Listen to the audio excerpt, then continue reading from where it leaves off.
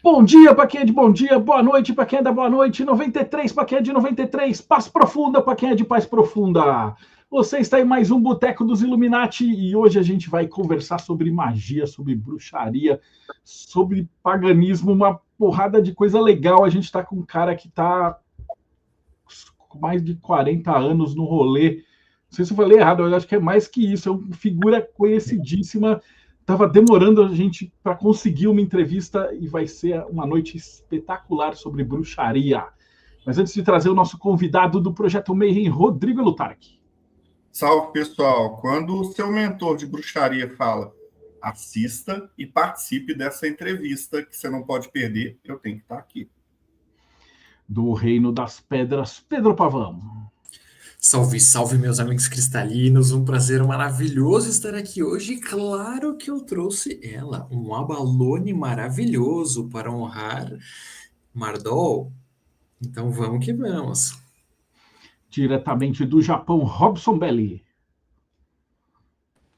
Ohayou gozaimasu para quem está aqui comigo, Konbawa para quem está no Brasil, Konnichiwa, chovendo à tarde, isso em outro horário. Vai ser um prazer enorme estar ouvindo as histórias aí, a experiência do Wagner, vai ser maravilhoso. Diretamente do Mayhem também, Luciano Guimarães, trazendo a parte psicológica da coisa. Salve, galera. Bom, a gente vai ouvir aqui um ariano com ascendente em Sagitário com 30 anos de magia. Enfim, com certeza vai sair muita coisa boa. Maravilhoso. E do Reino da Bruxaria, André Correia. Saudações, seres humanos. É um prazer enorme estar aqui hoje conversar com o Wagner. O Wagner que eu conheço desde o início dos anos 2000, lá nas conferências de Wicca e Espiritualidade da Deusa, quando ele tinha o cabelo curtinho, não tinha barba ainda. Já assistia ele fazendo as apresentações, foi quando a gente se conheceu. E para apresentar o convidado, o Wagner, ele é bruxo da tradição germânica Vanni no Brasil, paulistano do signo de Áries, nascido em abril de 1963, possui mais de 35 anos de estudos de magia, tradições e técnicas de feitiçaria, atua como bruxo e mentor, contribuindo para que pessoas trilhem um caminho de autoconhecimento e evolução. Atualmente disponibiliza cursos de feitiçaria e atendimentos oraculares através das runas, do tarô, bem como magias personalizadas para as pessoas ou empresas nos mais variados aspectos da vida.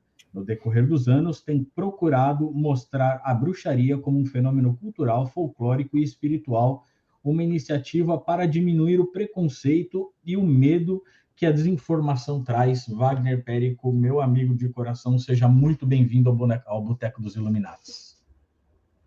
Obrigado, fico muito contente de estar aqui, conversando com vocês, pessoas assim que eu conheço, né? Muitos de vocês eu já conheço, admiro, e sempre a conversa é muito boa. Pô, então a gente vai começar a nossa entrevista com a pergunta que a gente faz sempre, né? Então, todo mundo está lá na fila, comendo hóstia pequenininho, menos o Robson que estava fazendo pacto com o capiroto. E aí depois passam-se 40 anos, depois 35, aí você está numa ordem germânica de bruxaria e tal. Como é que isso aconteceu? Bom, desde criança, na verdade, eu me interesso por magia, né? Meus pais eram católicos daqueles não praticantes, o que eu acho ótimo, porque eu nunca tive problema de alguém destruir meu altar, de queimar livros, qualquer coisa assim, como eu conheço vários relatos. E desde criança, eu lembro, e minha mãe conta também, que eu pegava, às vezes, perfume dela, aí eu misturava vários perfumes, eu pegava pétala de rosa, misturava tudo e dizia que quem sentisse aquilo, o cheiro daquilo iria se apaixonar por mim. Aí eu fazia eu jogava, às vezes, produto de limpeza em planta para ver quanto tempo ela levava para morrer, e cortava. Eu lembro de cortar minhoca, que eu cortava metade dessa, juntava metade dessa com essa, passava um durex, um esparadrapo assim. Aí, desde criança, eu fazia essas coisas. E fui daquela criança estranha, assim, eu nunca fui de brincar na rua, né? Praticamente não brinquei na rua. E aí, quando eu comecei a ler livros de magia, foi a primeira coisa que me chamou a atenção. Ir atrás, assistia, né, a série A Feiticeira. Aliás, hoje é aniversário da atriz Elizabeth Montgomery, faria 92 anos hoje. E esse mundo mágico já me chamava a atenção. Mas até aí, era uma brincadeira, todo esse tipo de coisa. E até que um dia, e fui crescendo fazendo isso, né? Fazendo magia, simpatia, mas assim, quase como uma brincadeira. E aí foi passando o tempo, quando isso é a única data que eu lembro, porque eu sou péssimo em data. Em 1991, foi lançado o primeiro livro que eu tive acesso de bruxaria no Brasil, que chamava Autobiografia de uma Feiticeira, da Lois Born. Até então, os livros eram em espanhol, em inglês, e eu frequentava...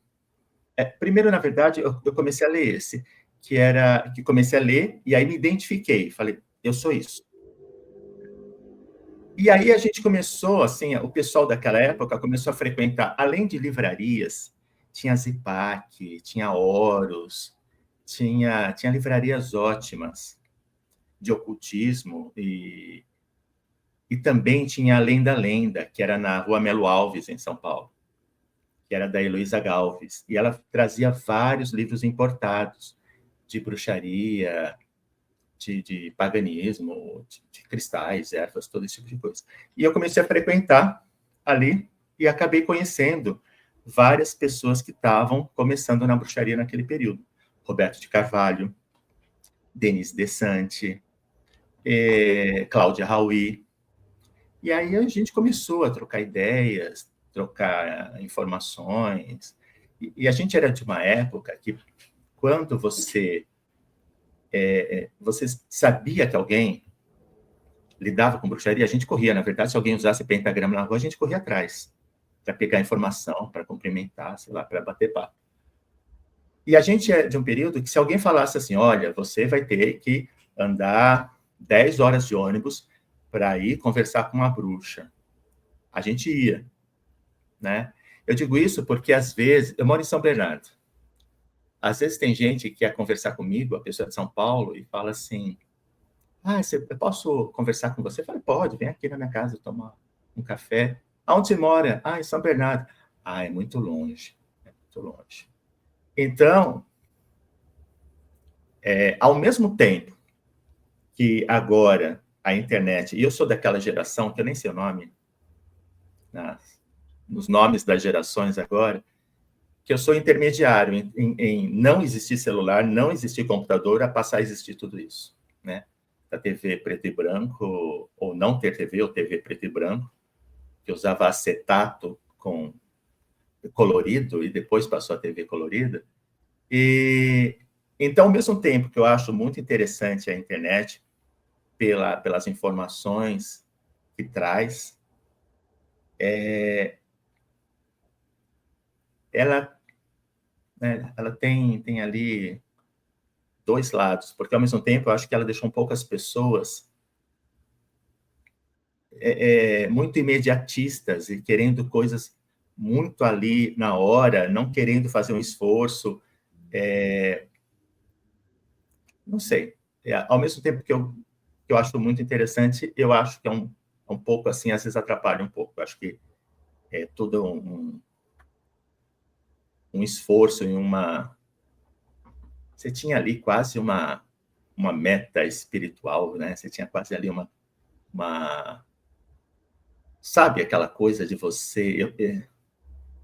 coisas assim que você fala assim, nossa, isso tudo vale. Quando você está num movimento, você fala, nossa, eu vou porque vale todo esse esforço. E agora eu acho que está um pouco assim, gourmet, talvez, não sei.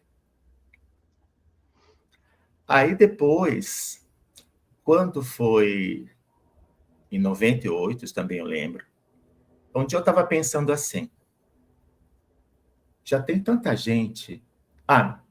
esqueci, deixa eu falar da questão da Wicca, como foi. Então, em 91, vi esse livro. Falei que era isso. Com essa coisa de entrar em contato com o pessoal na Além da Lenda, comecei a conhecer alguns grupos.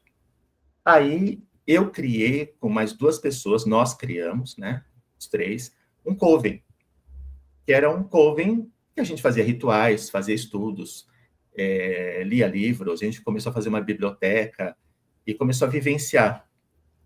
E a coisa foi ficando assim, a gente conheceu mais gente, conhecia um outro grupo, fazia alguma coisa, às vezes alguém convidava a gente, esse tipo de coisa. Quando foi em 98, eu pensei assim, tem muita gente, muito solta, muito... A gente podia juntar esse povo para trocar ideias, para poder conversar, se conhecer e perceber que as coisas não são assim. O grande problema sempre foi eu estou certo, você está errado. Sabe essa coisa que sempre existe? Que alguém vê o outro fazendo diferente, então acha que aquilo está errado, o seu caminho está certo. Então, essas coisas acabaram me chamando a atenção. Falei, é o momento de reunir muita gente, de criar um evento que traga as pessoas, que possam trocar informações, trocar contatos, e daí surgirem várias possibilidades novas. Aí, eu fiz um evento, eu fiz sozinho, tá? Fiz sozinho, porque muita gente que eu conhecia não apostava nisso, achava que não ia dar certo. Eu paguei lá um dia, foi só um dia, no Hotel Danúbio, que ficava na Brigadeiro, São Paulo. Foi o dia inteiro, um evento que foi o primeiro encontro de bruxaria no Brasil. Acho que foi esse o nome. Tinha até uns papéis do evento, ainda tem em algum canto. E eu não quis cobrar, porque eu não queria que já surgisse um problema das pessoas falarem assim, não, ele está fazendo isso para ganhar dinheiro. Então, eu paguei alimentação, paguei decoração, paguei hotel, e o que eu cobrei das pessoas foi 1 quilo de alimento não perecível. Claro que muita gente traz alimentos que já estavam vencidos, né? Já tem tudo isso. Mas a gente arrecadou mais de 150 quilos, foram mais de 150 pessoas. Era um grande auditório. A gente fez uma mesa. Eu chamei algumas pessoas que eu conhecia de bruxos, né, da época, para palestrarem.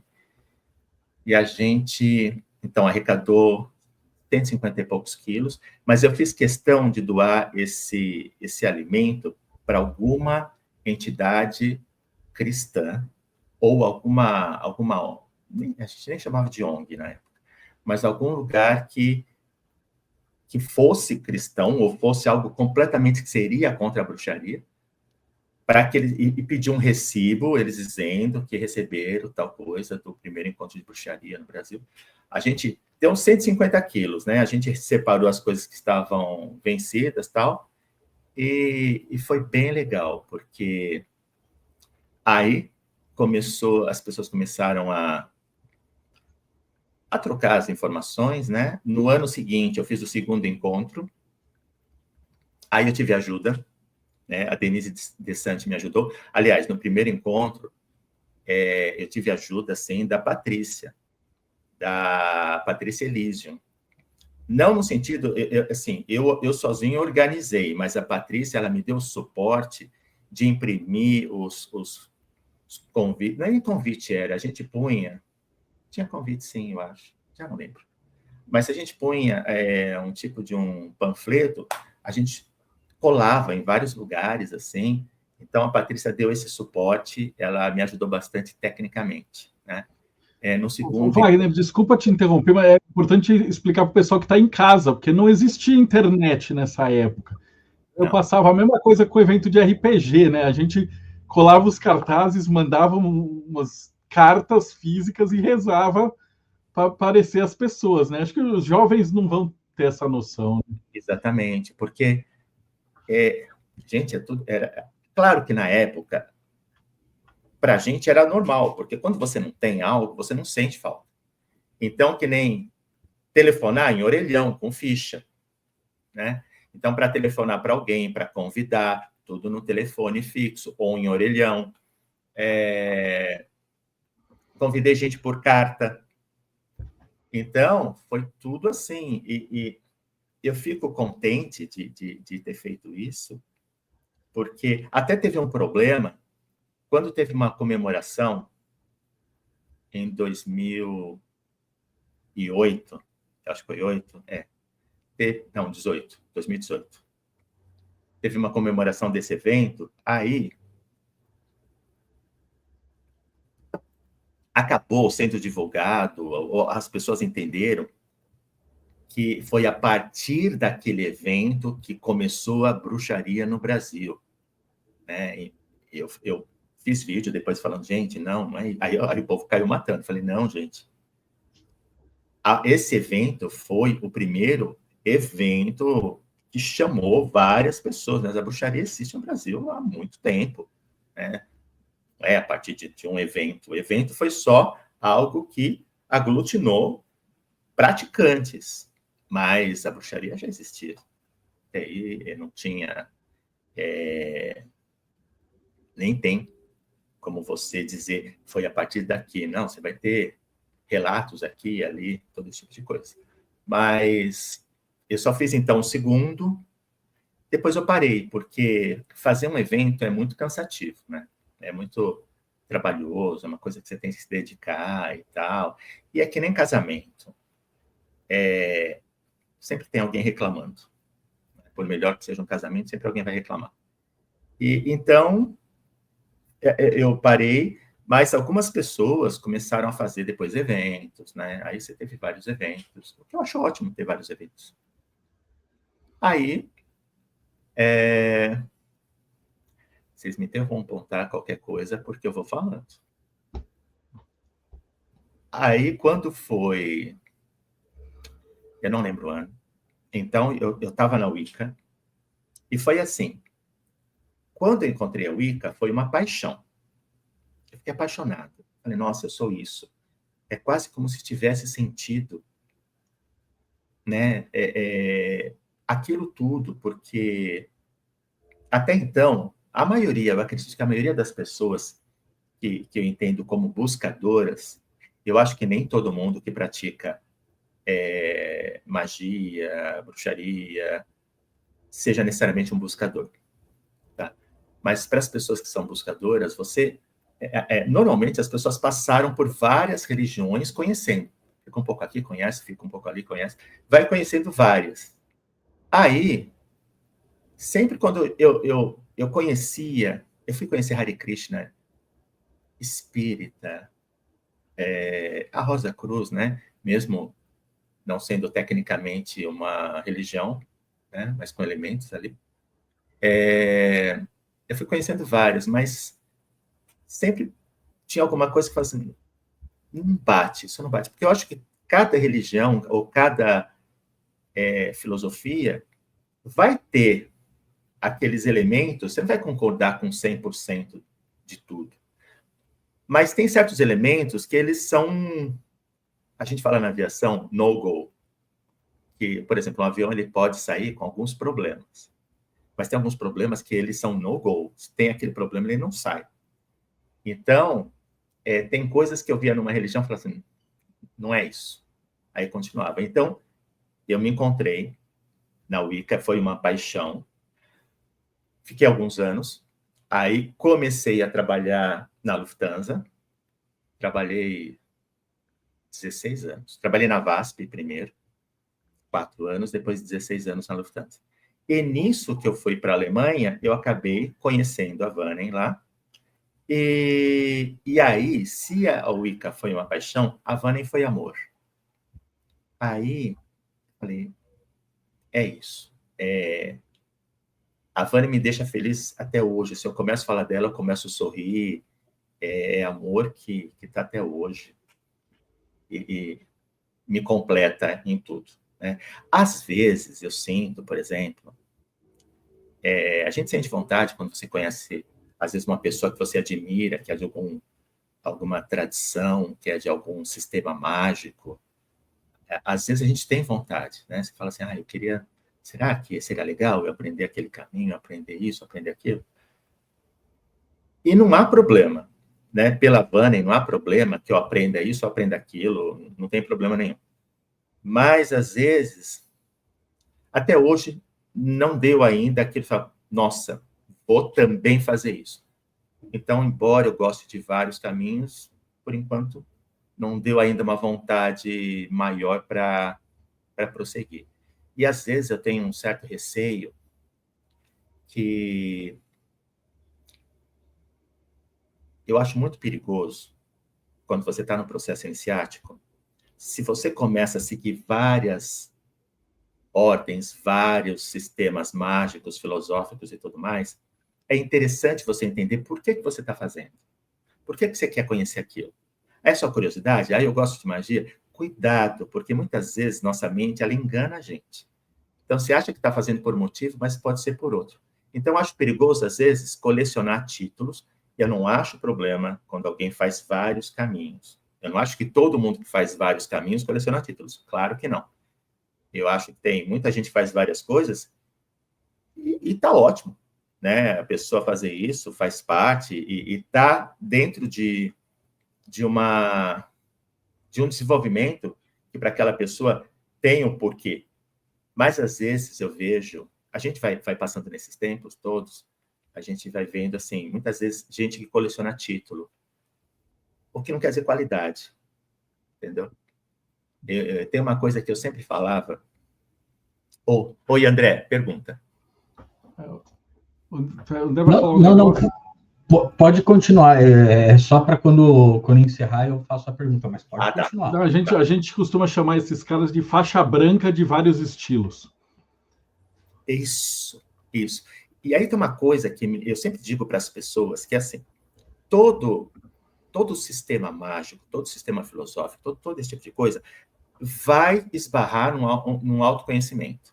Mesmo que não seja tônica, mesmo que não tenha um título de autoconhecimento, você acaba... Porque você joga oráculo, ele acaba sendo um espelho, todo esse tipo de coisa vai levar para um autoconhecimento.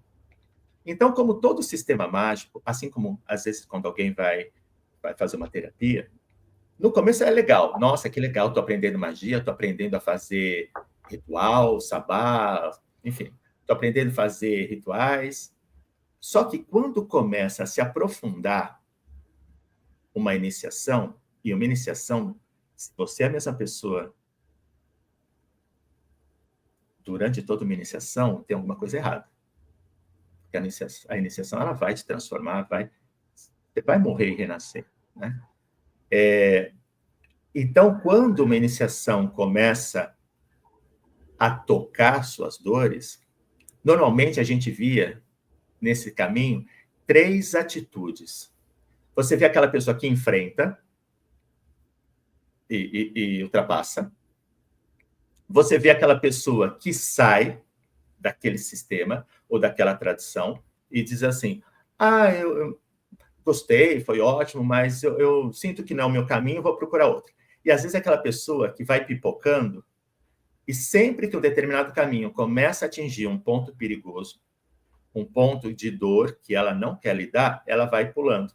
Aí você tem uma pessoa com vários caminhos que, na verdade, são superficiais, todos eles, né? E aí tem uma coisa que é pior ainda, porque isso, tudo bem, posso até falar, a pessoa pelo menos está procurando. Está perdida ali no labirinto, mas está procurando. Agora, o pior é aquela pessoa que está numa tradição, que aí, ela quando entra em alguma dor, o que ela faz? Ela retorna alguns passos e fica ali empacada. E pode ficar 20 anos, 30 anos.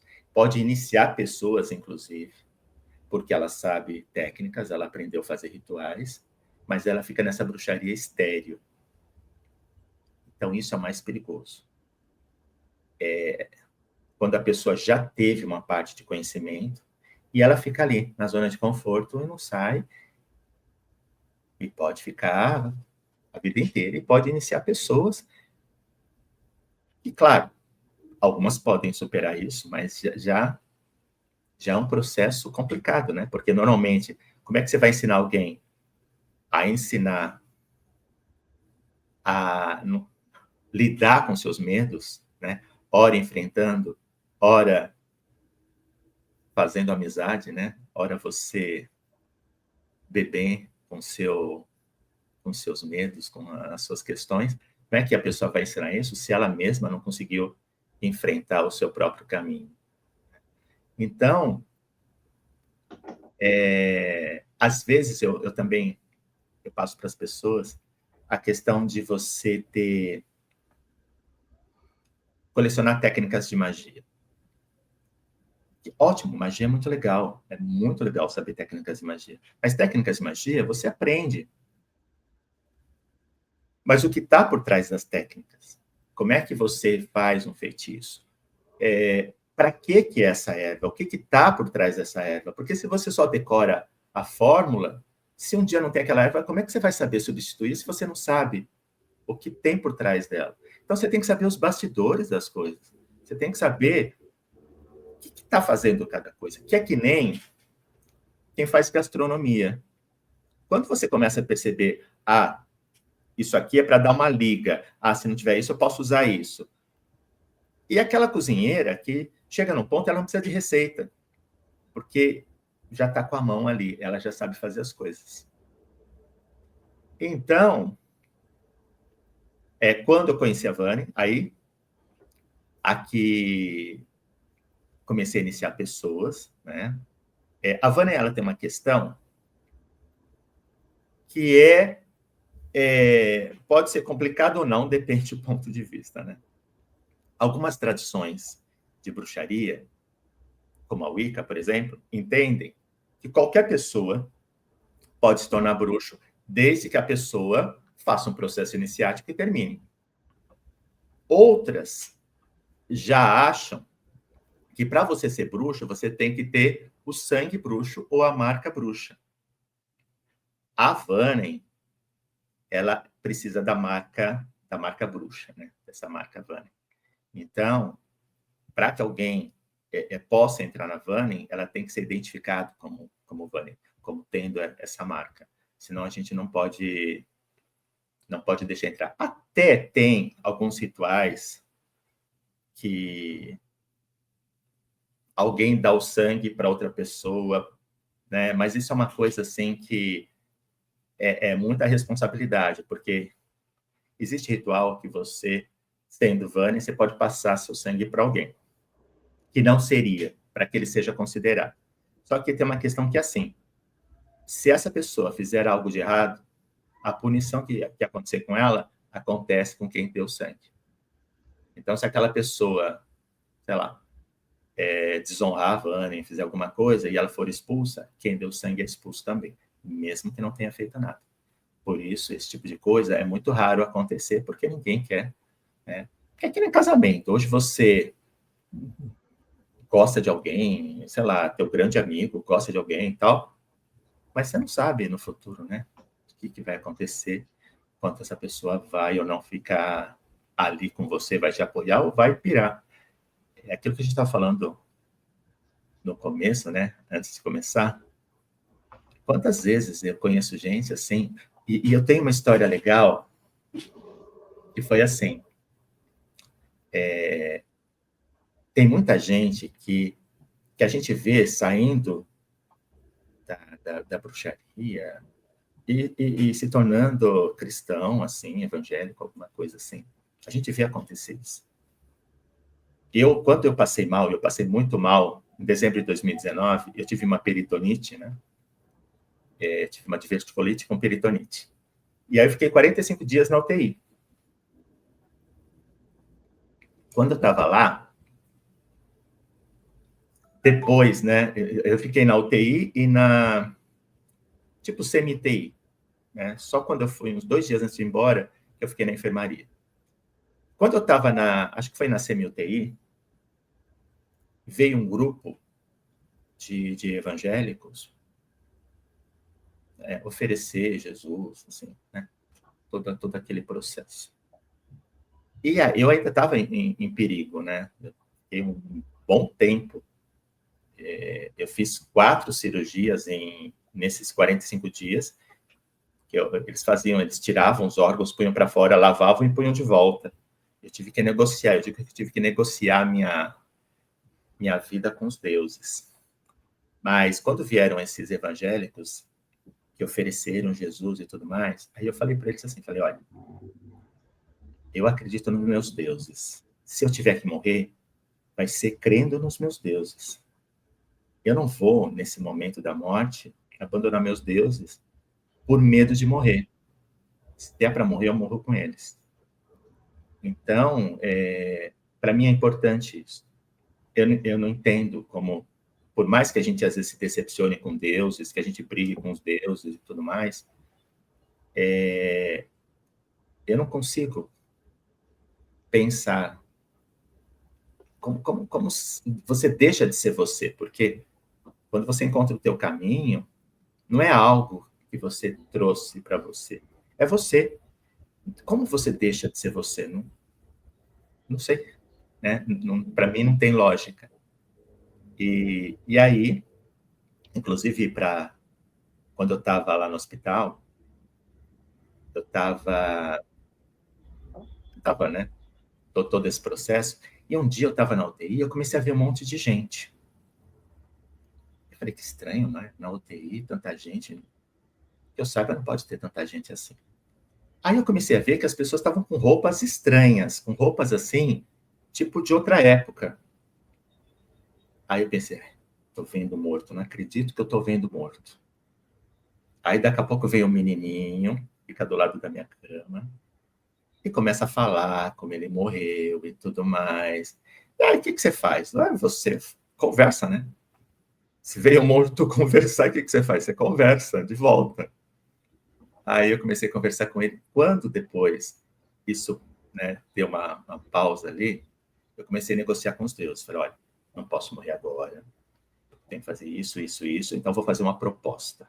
Vamos negociar esse contrato. Então, eu preciso que vocês me deixem para fazer isso, isso, isso. Em troca, eu faço isso, isso, isso. Tudo bem? Aí eu comecei a melhorar. Né? Foi desse acordo? Foi a ciência, foi a fé, foi esse acordo? Pode ser também. E aí? Continuo? André estava com perguntas. Wagner, a bruxaria é um termo muito guarda-chuva, ele abrange muitas religiões, crenças e tudo mais, tradições. Você falou que você primeiro se apaixonou pela Wicca e depois com a Vanning se tornou amor. Qual é a diferença entre esses dois caminhos? Como que você identifica os dois, tanto nas práticas, o que elas significam para você, e como que esse amor amadureceu desde que você conheceu até hoje nessa tradição? Como que você compreende essa tradição hoje em dia? Eu não conhecia a Wicca suficiente para poder definir, né, completamente. Então, pode ser que eu diga alguma coisa que alguém profundo, estudioso de Wicca, diga que não é bem assim. Né? Aquilo que eu aprendi, aquilo que eu vivenciei, aquilo que estava ao meu alcance, e claro, dentro desse começo desse boom da Wicca no Brasil, teve vários enganos, né? Teve vários enganos ali, que as pessoas foram... Às vezes tinham uma história, aquilo passava assim, aquilo passava a ser uma verdade, então teve isso. Mas, por exemplo, a Wicca, ela tinha essa questão ela tem os rituais dela, que são fixos, né, em datas fixas. Já no caso da Vanning, os nossos rituais, eles são calculados, por exemplo, tem rituais que são na primeira lua cheia, após os solstícios equinócios. Então, tem a primeira lua cheia. Outros rituais são calculados pelas runas. A gente joga as runas para saber. A gente também tem... Existe uma questão que não sei se ainda é assim, mas na época a gente tinha aquele conceito da lei tríplice, né, que tinha na questão da Wicca. Na Vanning, a gente não tem isso. A gente tem a questão de que não existe isso de você ter ali não que você não tenha um retorno, mas não é moral o retorno. O universo não é moral. O universo, ele não é bom e não é mal. O universo é isso, simplesmente é o que ele é. Então, uma das coisas que eu acho importante, que eu aprendi na Vânia, quando você se liberta, e aí eu estou falando de se libertar do conceito do bem e do mal, ou seja, desse cabo de guerra entre o bem e o mal, tira um peso das tuas costas. As pessoas às vezes pensam, mas se você se liberta disso, você pode fazer qualquer maldade à vontade. Não, se você não está liberto se você faz isso. E quando você se liberta disso, porque não é assim, tenho que ser bom, tenho que ser mal. Não, você é você. Né? Eu lembro que muitas vezes as pessoas me perguntavam assim, você é bruxo bom? Você é bruxo bom, né? Não, não sou bom, nem sou mal. Eu sou o que eu sou. E aí você começa a perceber que tudo, na verdade, não é assim branco e preto. É muito cinzento. As coisas, elas se mesclam, é muito difícil. Né? E o universo, ele não tem essa moral. Essa moral é religiosa, é social, é política, é histórica, mas não é do universo. Então, tudo isso que a gente vai aprendendo, que a gente é condicionado, a gente chega a um ponto que você vai se deparar com isso. Dentro de um caminho mágico, você vai se deparar com a sua moral, você vai se deparar com isso do bem e do mal e outras questões. Eu estou falando do bem e do mal, mas tem outras questões morais que você vai se deparar. Ou você enfrenta e ultrapassa isso, ou você está limitado. Então, você tem, né, todos esses conceitos, querer, saber, ousar, calar. Então, você começa a perceber a profundidade disso. O quanto se você não se questionar e você simplesmente deixar de fazer algo ruim de medo de ser punido, não serviu para nada. A partir do momento que você deixa de fazer algo de medo de ser punido, você não teve compreensão de algo. Você simplesmente está com medo de ir para o inferno, né? Você está com medo da punição. Aí eu entendo muito limitante. Alguém entrar na magia, e óbvio que a gente é carregado desse peso das religiões que as pessoas fizeram parte. Como eu disse, eu fui batizado católico, mas minha família nunca ligou muito para isso, então não tive muito problema com isso. Mas você tem que enfrentar isso, e você tem que ultrapassar. Quando você ultrapassa, é uma libertação. E isso não quer dizer que você não perceba o que é interessante ou não que você faça. Né? Oi, Luciano. Oi, Wagner. Só para dizer que eu estava com uma pergunta, mas não precisa te interromper, não. Não, pode falar. Mas, enfim, uma coisa que me chamou a atenção é um curso que você oferece sobre a magia com as maçãs. Uhum. Eu estava fazendo uma pesquisa breve aqui antes de começar, e fala-se que esse símbolo da maçã, ela influenciou, inclusive, contos de fadas, que é um tema que me é muito caro. Então, eu queria saber se você pode falar um pouquinho dessa relação, por exemplo, a maçã da Branca de Neve, né, entre outros contos que aparecem, como que isso funciona e como que é esse símbolo dentro da sua tradição. A maçã... Eu ia fazer uma última pergunta antes da tradição, que eu estou com umas 3, 4 perguntas que querem saber a mesma coisa, querem um pouquinho da parte histórica da Vanem. Tipo, como é que surgiu, quando surgiu na Alemanha, como que foi, é antiga, não é antiga, se é antiga, como é que sobreviveu à guerra? Se dá um pouquinho de contexto para o pessoal que está em casa escutando a gente, aí depois cai na maçã. Tá. E licença, Wagner, e junto dessa pergunta do Marcelo, a diferença entre a Zatru e a Vanem, Que são dois troncos germânicos, né, dentro da bruxaria, pelo menos o que eu compreendo. A Asatru, ela é tida como paganismo. É um ramo do paganismo nórdico, né? É uma forma de se praticar o paganismo. Ele é um ressurgimento. Já eles não se veem como bruxos, né? Não é uma tradição de bruxaria. Já a Vânia é uma tradição de bruxaria. Quando eu aprendi, não é falado quando ela começou. Mas eu acho muito difícil algo muito antigo. É muito difícil, é improvável. O que eu acredito, mas assim, nunca ninguém me disse, mas pelo que eu fui aprendendo, e certos elementos que eu vejo na Vânia, que ela deve ter surgido século XIX, sabe? Quando você tem aquele boom ali, 19, 20, você tem aquele boom de movimentos, de religiões, de sistemas filosóficos, né? A participação de John Fortune, do Crowley, todo esse pessoal, até do Gardner. Então, para mim, ela surgiu nisso. Eu acredito que uma tradição,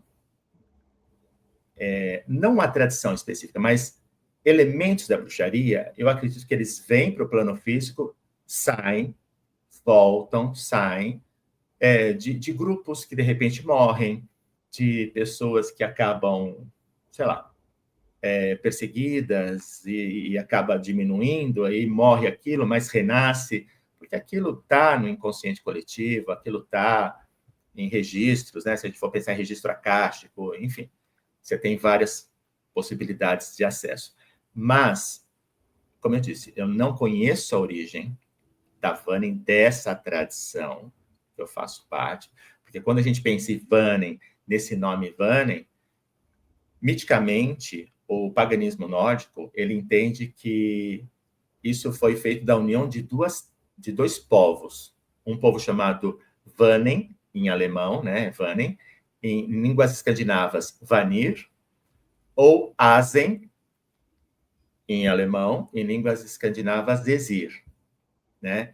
Que aí você tem, são povos que se encontraram, né, que estavam em movimentos migratórios, se encontraram, aconteceram guerras entre eles, houve uma tentativa de fazer a paz, depois né, de se entrosar inicialmente, mas aí aconteceram alguns problemas, né, tem alguns mitos sobre isso, que houve uma guerra, a guerra foi muito longa, e depois de um tempo foi sugerido uma paz, sendo que nessa paz o líder de um desses povos, que era Odin, né, Wotan, seria o líder de todos. Aconteceram as trocas de deuses de cada povo para o outro. E uma, né, a líder desse outro povo, Vanin, que era Freya, né, Mardol, a gente chama de Mardol, é um dos nomes dela, mas muita gente conhece como Freya ou Freya, Freya em alemão.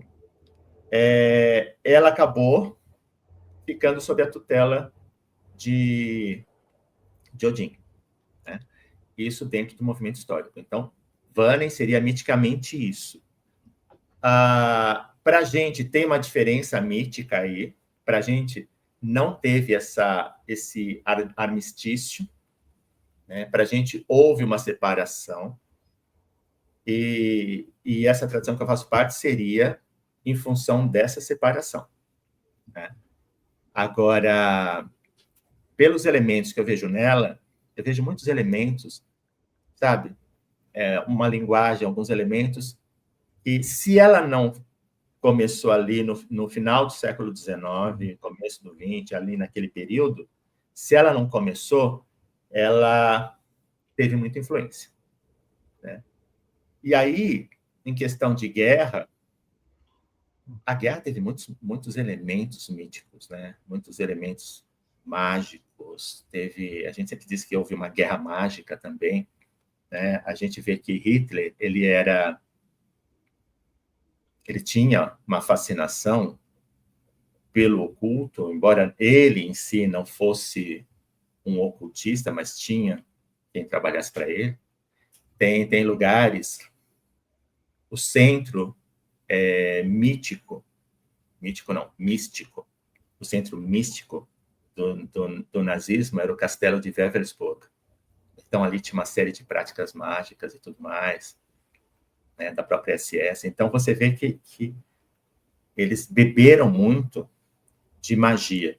Não somente da própria magia germânica, runas e tudo mais, né, vários tipos de magia, mas também de outras culturas, né? Existem algumas ideias de que eles tenham entrado em contato, eles mandaram grupos para buscar relíquias e coisas assim.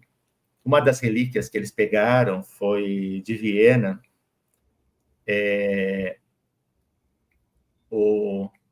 como chama? A lança de Longinus, que é tida como a que espetou Cristo, mas se sabe que não é essa, de fato, né? Pela data do tipo de lança usada pelos romanos, não seria daquela época, mas tem algumas relíquias que trouxeram da Áustria para a Alemanha, que antes eram da Alemanha, foram para a Áustria, voltaram. Então, você vê que teve toda uma questão ali de magia também no meio disso. Tem algumas coisas que falam, mas aí é fofoca de guerra. Hitler, ele sofreu 50 e poucos atentados, é tido como tendo sofrido 50 e poucos atentados. Um dos mais famosos é um que foi feito estava num tipo de bunker, e um tenente, acho que é Stauffenberg, porque o centro de treinamento da Lufthansa tinha o nome num salão tinha o nome desse tenente. Não sei se é tenente-coronel, não lembro bem. Ele levou uma mala com explosivos e colocou ali. E aquilo explodiu. Só que quando explodiu, arremessou a mesa. A mesa serviu como escudo para Hitler. Não aconteceu nada.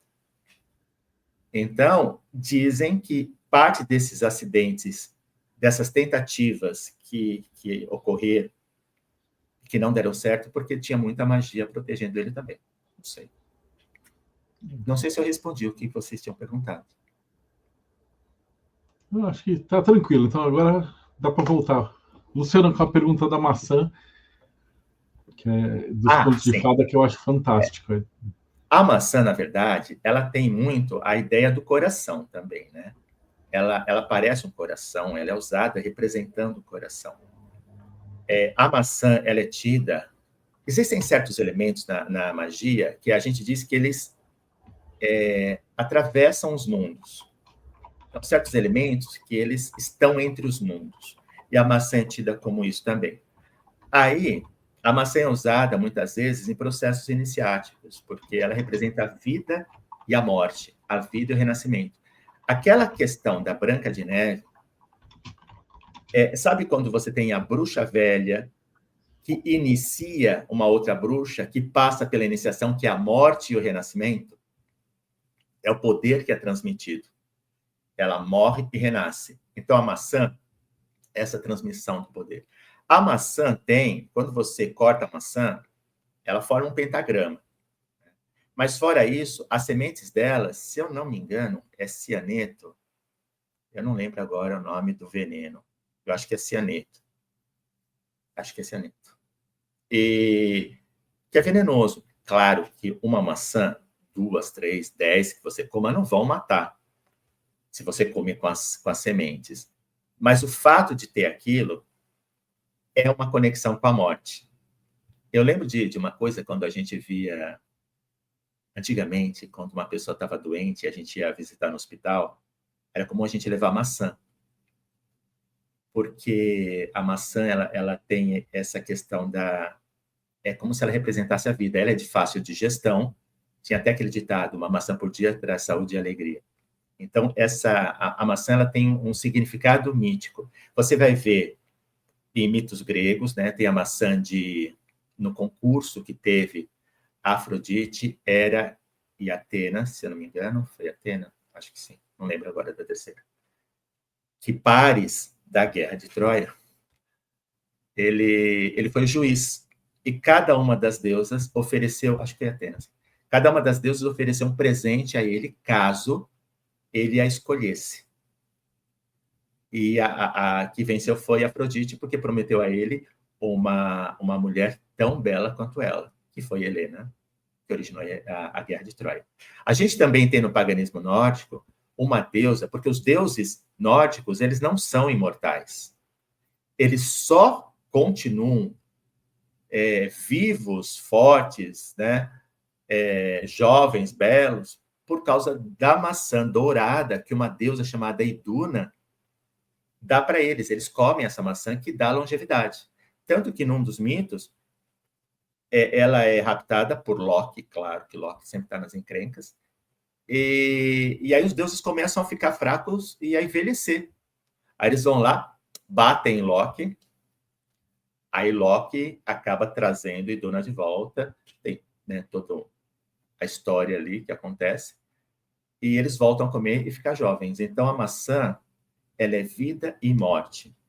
Ela é amor, ela é vitória, ela é longevidade, força, beleza. Então você tem vários elementos. A maçã, ela se desdobra em várias possibilidades mágicas. Por isso que eu fiz aquele curso. Se vocês colocarem mais um aqui.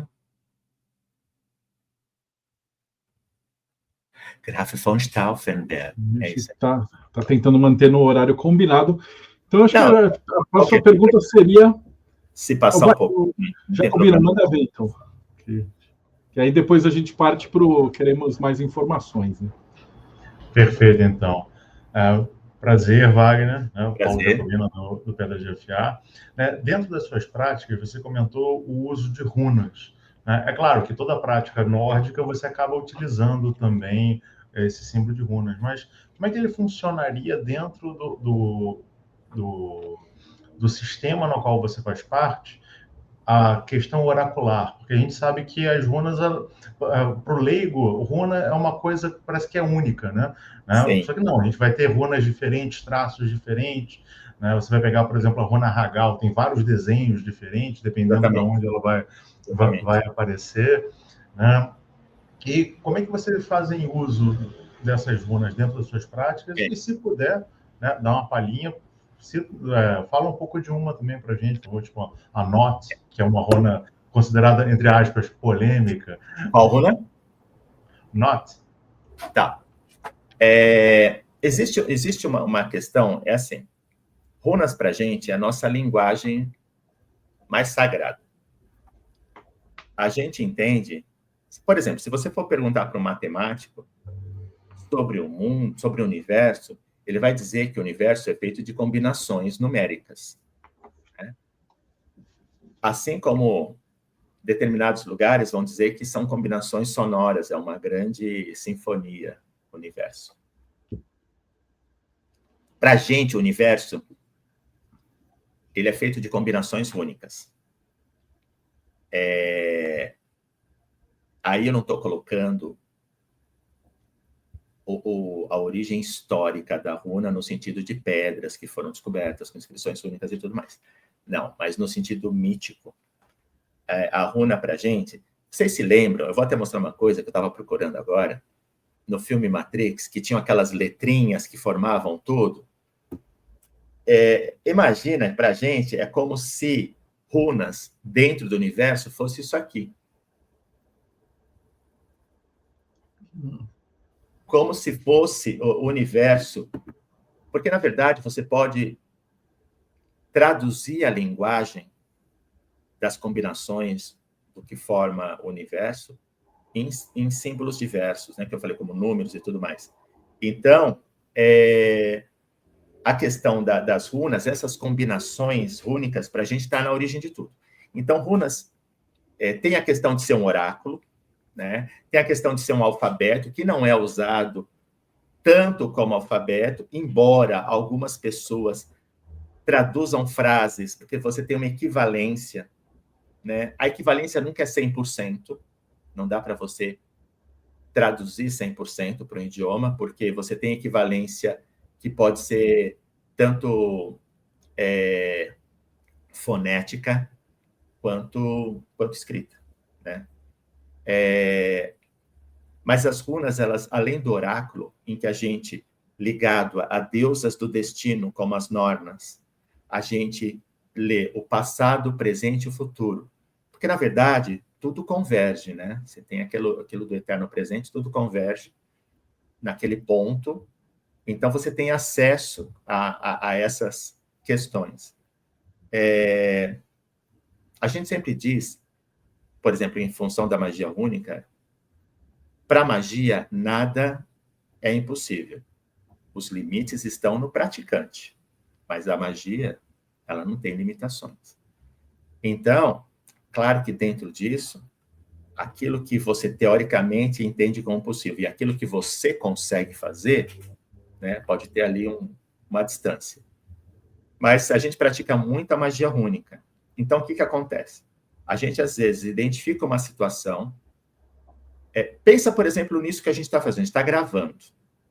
Se a gente está gravando, se você quiser rever uma parte desse vídeo, quase falei fita, se você quiser rever uma parte desse vídeo, você vai no momento, sei lá, 1h05.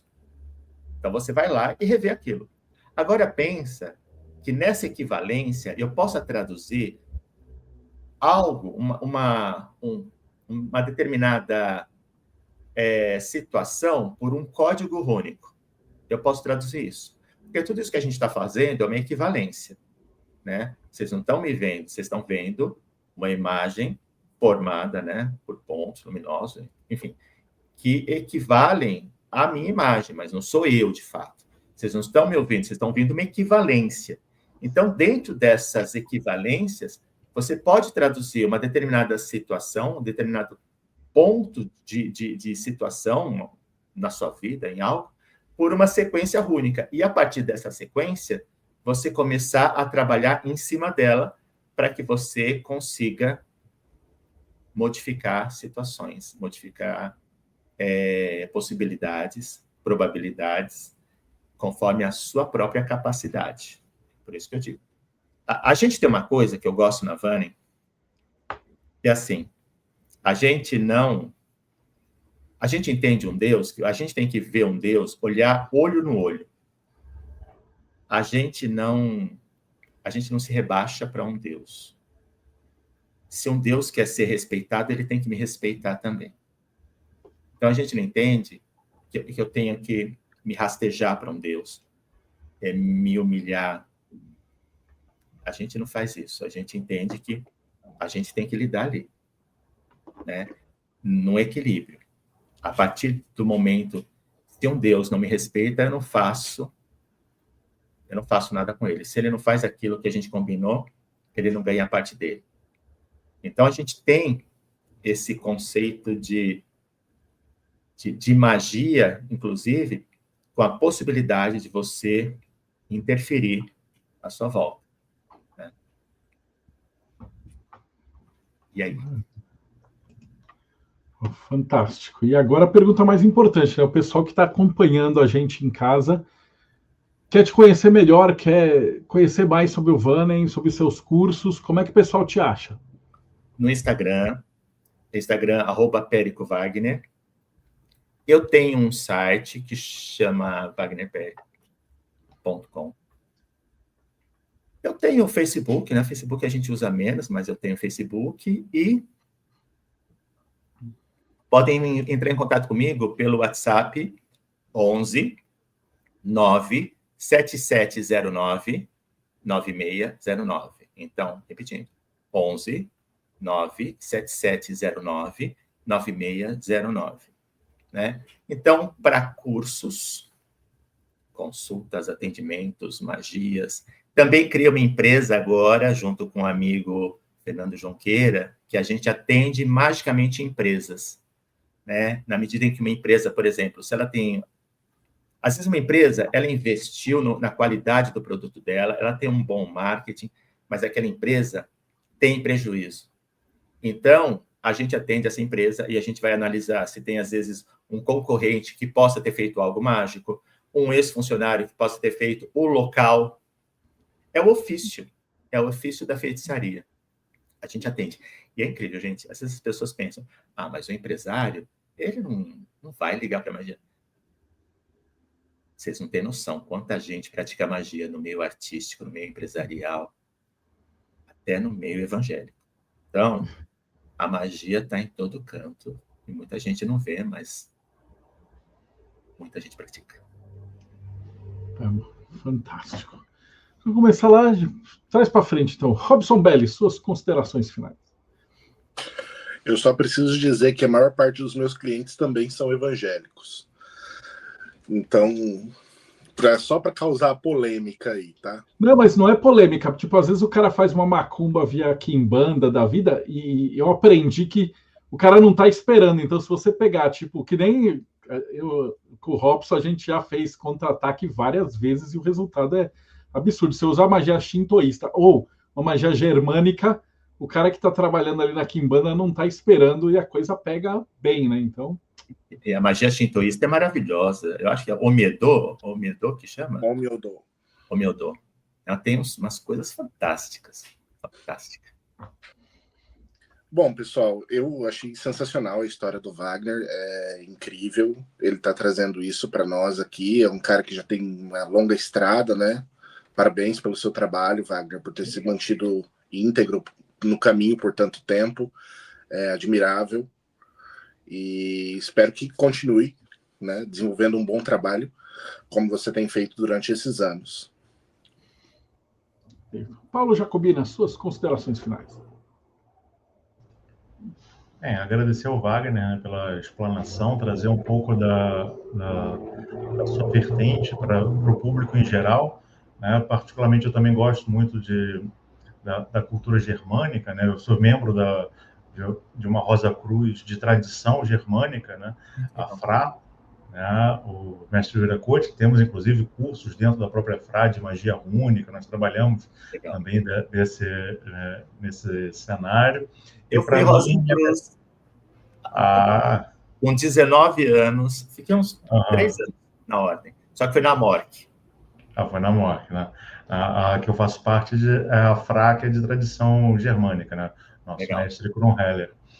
E para mim é sempre legal ver também essas outras ordens, esses outros grupos, independente da vertente de tradição germânica, porque conversa muito com essa base que a gente tem dentro da própria FRA, né? Que você possa continuar se desenvolvendo cada vez mais e difundindo ainda mais a sua linhagem. Obrigado.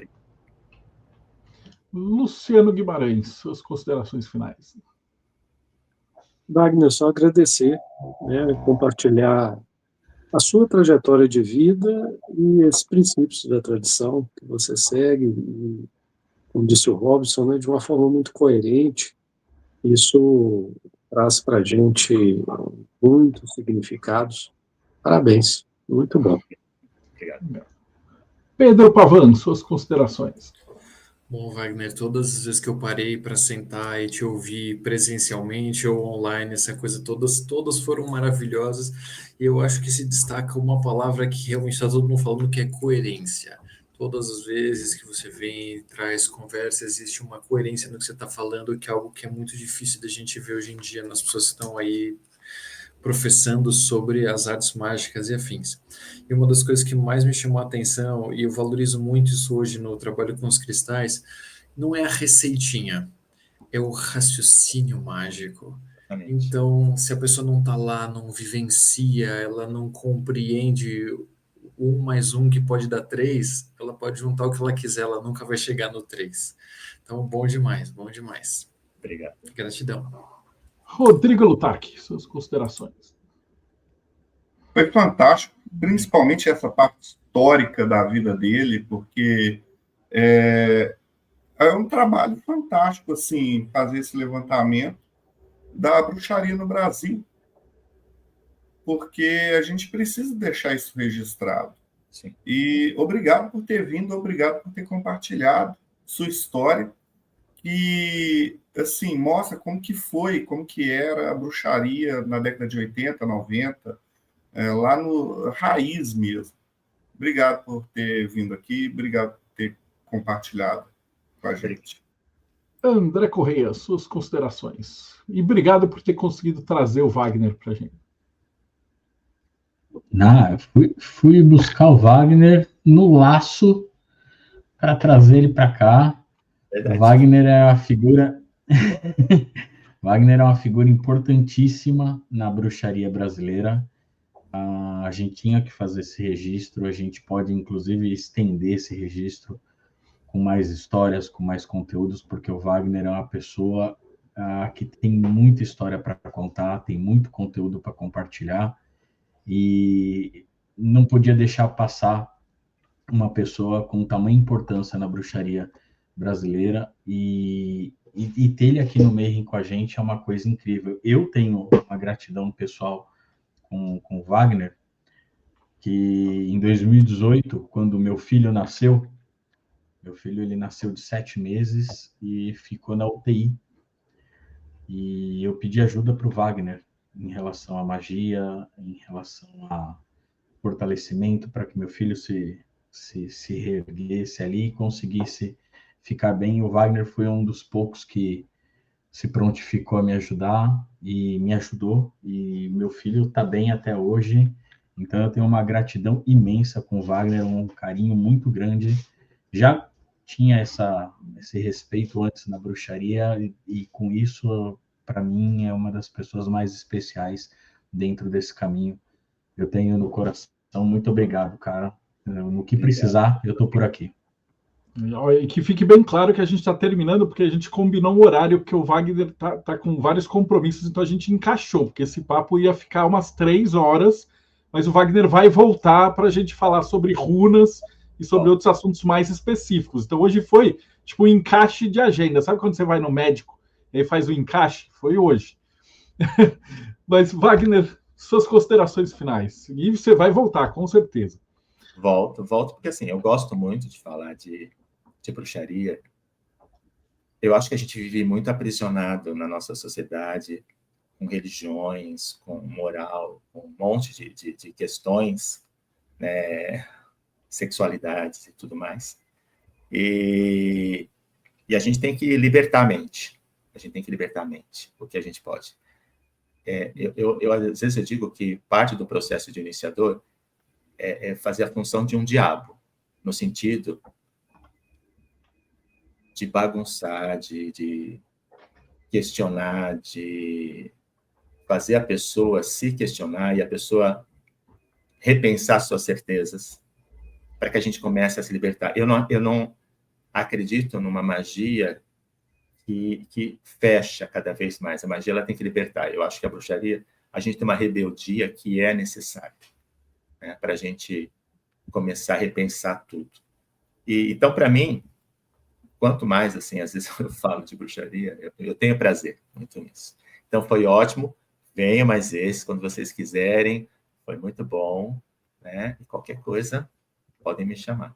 Tá bom? Maravilha, vai voltar com mais tempo, né? Uma das coisas que a gente gosta de falar, a gente adora quando o entrevistado fala de bruxaria e o olhinho dele brilha, assim. Tipo, pessoas que são apaixonadas pelo que fazem, acho que dão excelentes entrevistas. E aí você vai voltar hoje. Eu estou me despedindo meio contra a vontade, mas horário combinado é horário combinado.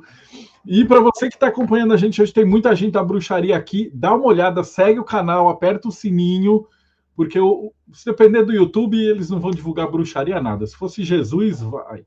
Mas bruxaria é tenso, então a gente depende de você assinar o sininho e dar uma olhada na playlist, porque a gente entrevistou um monte de bruxo legal e também uma porrada de coisa. Tem entrevista sobre runas, tem entrevista sobre folclore, tem entrevista de contos de fada, da Fra a gente já entrevistou também, sobre Telema, tem magias germânicas também, então segue o canal que vai dar bem.